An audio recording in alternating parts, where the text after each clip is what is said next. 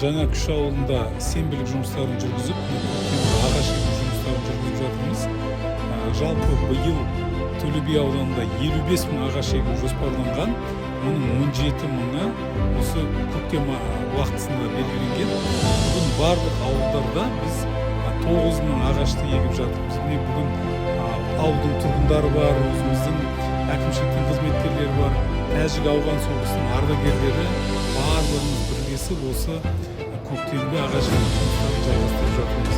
Жалпы мен аудан тұрғындарына өзімнің өтінішім, Таза Қазақстан экологиялық акциясының білесіздер, президентіміздің Қасым-Жомарт Кемелұлының бастамасымен барлық елді мекендерде Таза Қазақстан экологиялық акциясы жүріп жатыр. Осы акцияның барысында, негізінде аясында осы ауылдарымызды, біздің тұрғылықты жерлерімізді, қалаларымызды таза ұстауға, тастамауға шақырамын.